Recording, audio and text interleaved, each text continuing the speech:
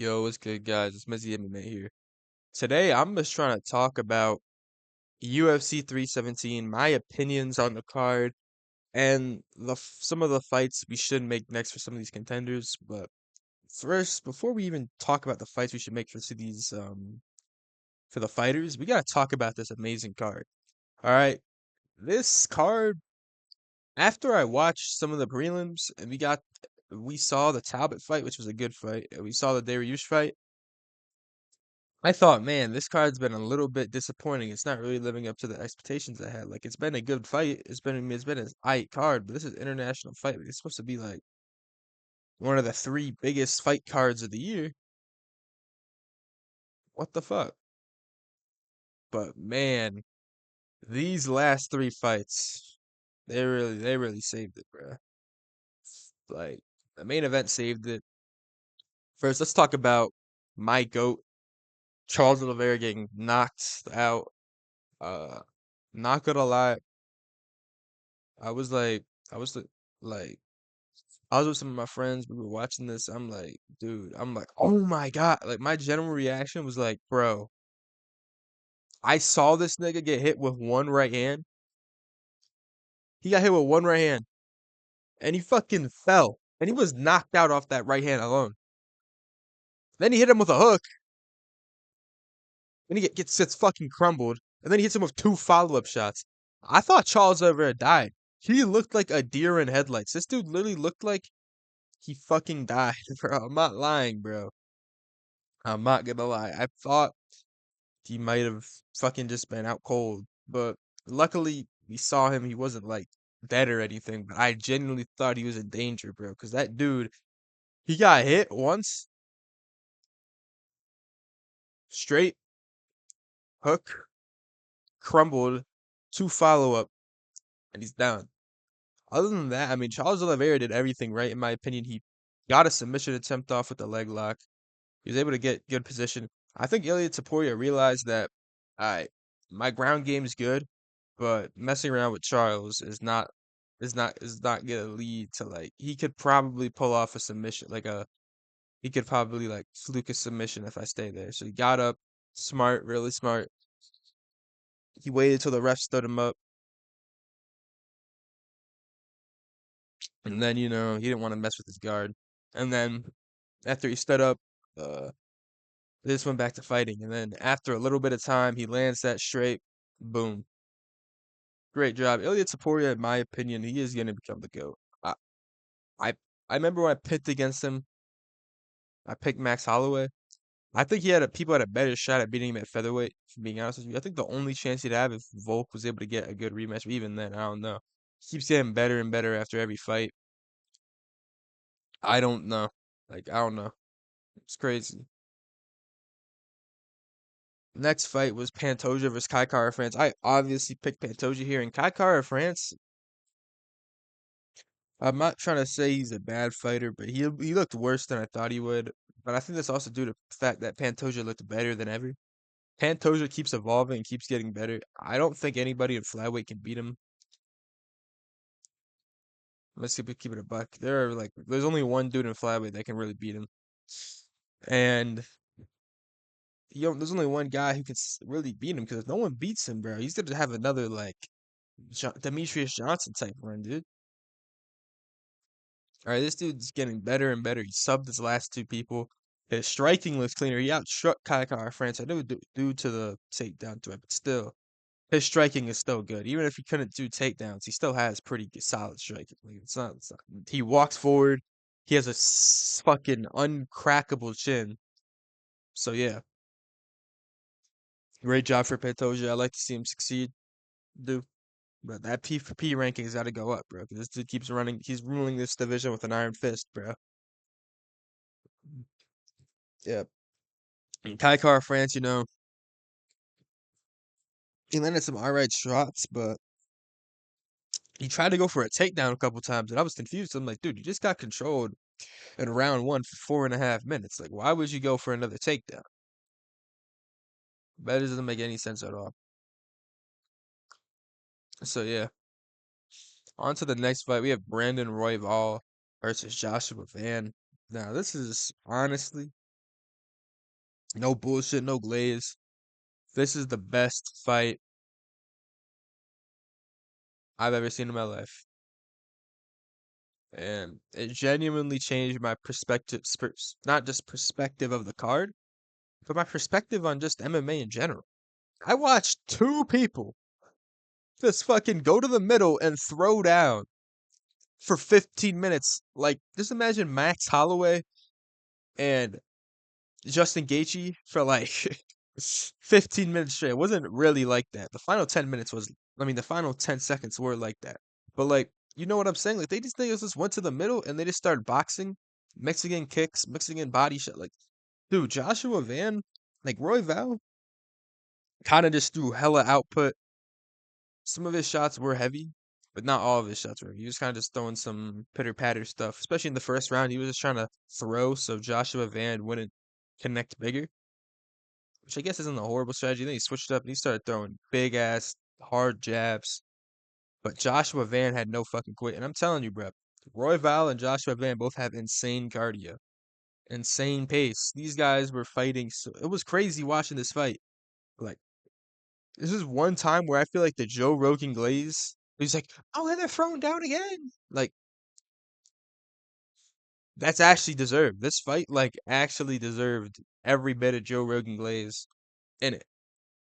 I think because of that, Joe Rogan actually made the fight better and funnier. Because I was actually laughing at some of Joe Rogan's shit during the fight.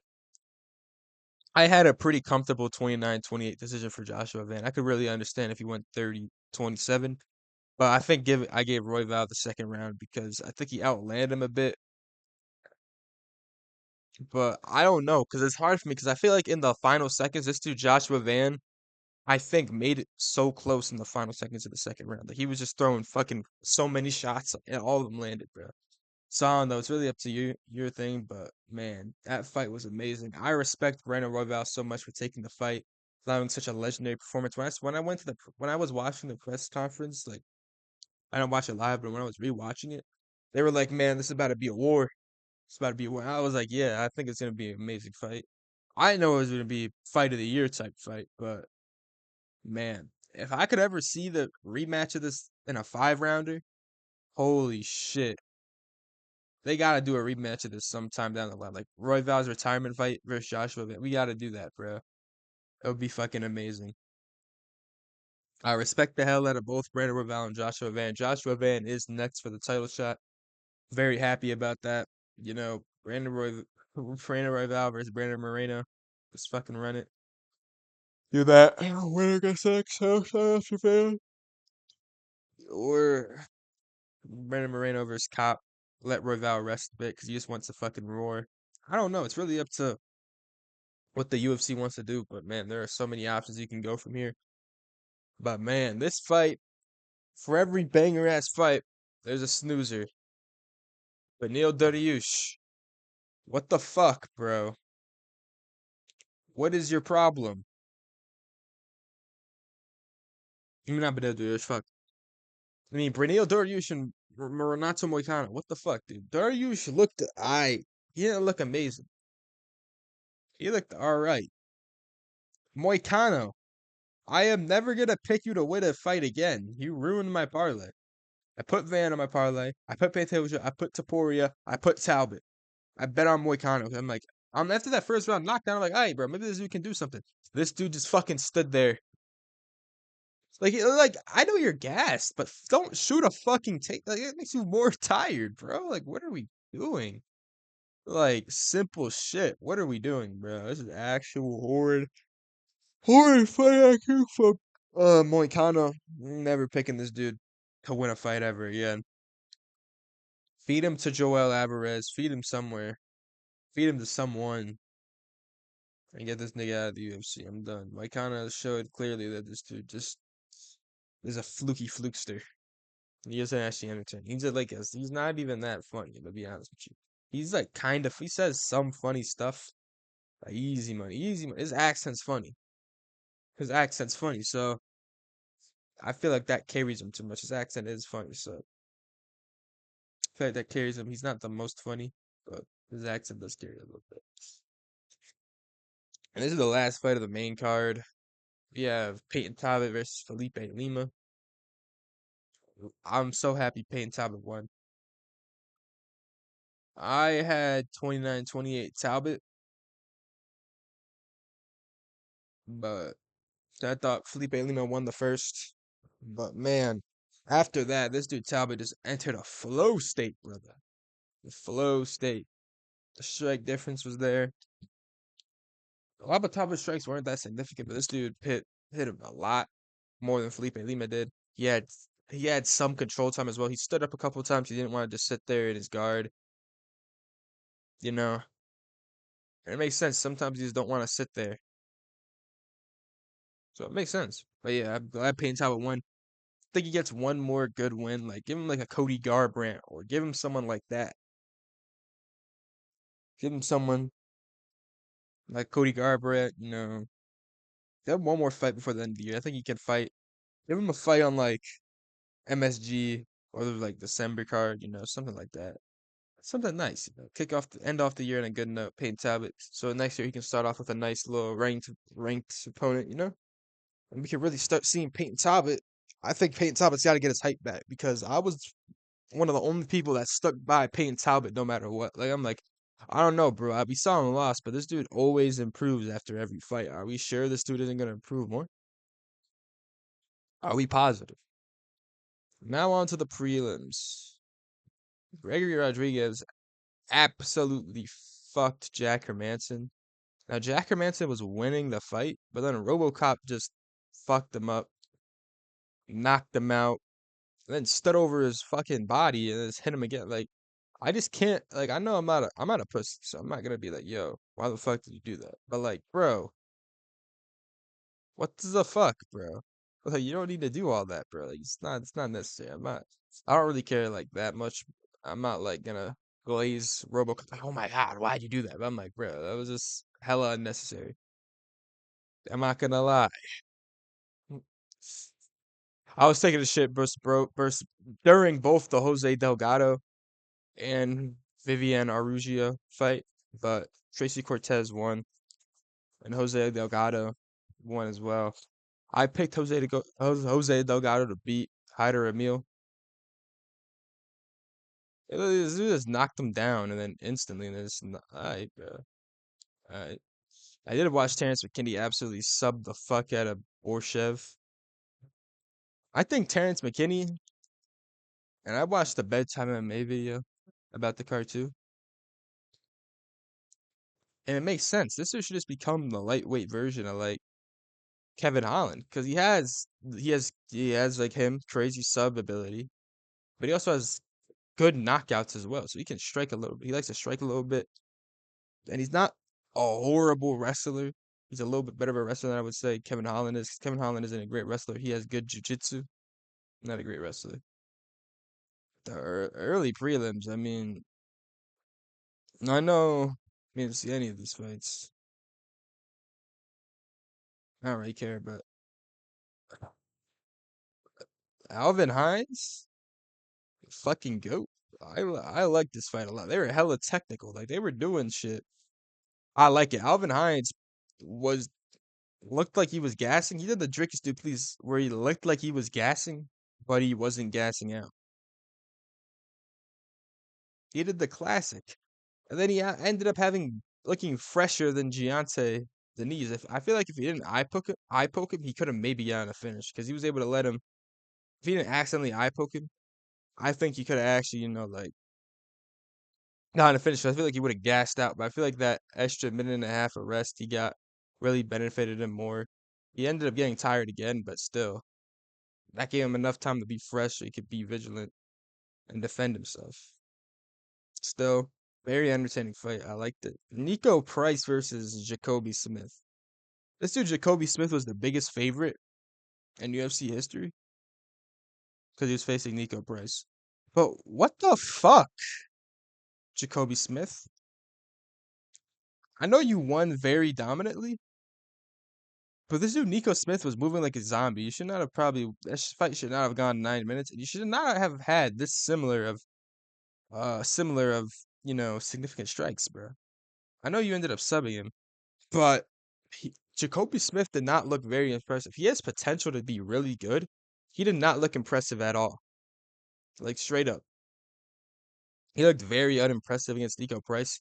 It proves to me that he is not ready for a big jump up in competition because a guy like Jeff Neal would absolutely fuck him. Like he'd get like controlled maybe for a round, and then if Jacoby Smith starts to fade a little bit, it's fucking over. I feel like Jeff Neal, Neil Magny, people like that would absolutely probably destroy this dude. I can't lie. So it's not a good look right now for Jacoby Smith. He's got to fight some more cans, if you will. You know, he's not quite there yet. All in all, the prelims of the card were all right, and the main card was fucking great outside of the Dariush fight. So I mean, that's all I have to really say. All I can say is the fights I would make after this card. I think Ilya Taporia versus Arman Sarukian should be next. Get Paddy Pimblett versus like I don't know, Paddy Pimblett versus Justin Gaethje for the next thing. You know, if Arman loses, make him fight Max. Better of Max Dustin. You know, so not rocket science. Now for the next flyweight we have to do, I think it makes most sense. We do Alexandre Pantoja versus Joshua Van, and then we do Brandon Royval versus either. I don't think you should really even fight KKF. If I'm being honest, I think you should probably fight. Uh, you should probably fight. I don't even know, man. Flyweight's so confusing. Should he fight KKF? Should he not? I don't know. Should he fight Moreno? Should he not? 'Cause I don't really know if how many times they fought before. It's like it's confusing, you know. So who fights who? I have no fucking idea. Maybe you just run back Cop, Royval versus Cop, because I don't think Royval's stock really dropped any. I think maybe he goes to like the number 2 contender. That's it. Because Royval looks so fucking good, you cannot drop his stock too much, like at all. I know it says that he landed more significant strikes, but real ones know Van won pretty comfortably. For Moicano, yeah, Joel Alvarez, for Dariush. I don't know. They might feed him to Patty before they fight. Make him fight someone like Justin Gaethje. I don't know. It's really confusing. Dariush is kind of in limbo right now, but he still can work towards that title picture. But I'm scared because if Dariush ever gets to the title and he fights Taporia, he will die. Like he will straight up die. So it's looking scary. I think Dariush doesn't even have a grappling advantage against a guy like Ilya. 'Cause if he was afraid to shoot on Charles, and this dude wasn't really too scared, like he didn't want to be in his guard. 'Cause he wanted to knock him out, but you know, he respected it more than anything. I feel like, and for Peyton Talbot, give him Cody Garbrandt. For Filippo, give him Cody Garbrandt, and then whoever in like the top like 13 you want. And then for Felipe Lima, you know, I don't know if it's really next for him. He's kind of just lost. He's a kind of still a decently prospect name, but he's got to get his bounce back. He's got to bounce back a bit. Give him someone not like a can or anything, but someone like maybe give him Harney Balcelis. See what he's at. I think Harney Balcelis could be a good bounce back fight. Wouldn't be a horrible idea. I like it. Let's make it happen. That's all I have to say. I've been Mizzy MMA. Y'all have a great day.